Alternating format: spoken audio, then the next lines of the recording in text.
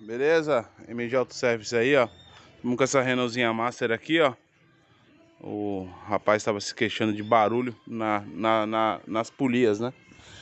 Aí já desmontamos aqui, ó. Tiramos a polia do virabrequim ali, desmontamos as correias.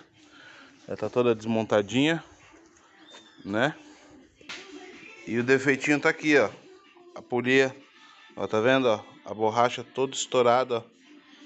E ela, ó, aqui também, ó.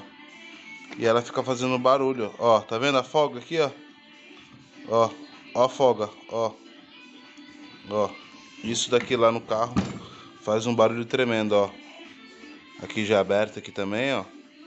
E aí a gente já vai colocar uma zero original, Renault originalzinha. Tá aqui, ó. Polia zero bala. Vamos montar e já mostrar pra vocês aí, já montadinha. E aqui também, ó. Já vamos botar o kit original também. Tensionador, rolamento guia e a correia zero bala também. Bora lá, daqui a pouco eu mostro pra vocês já funcionando aí. Aí galera, acabando aqui, ó. Carrinho montado já, ó. Funcionando. Kit correia novo, polia nova, ó. Zero bala agora, ó. Agora é só acabar de montar o resto aqui e já era, beleza? Valeu, abraço.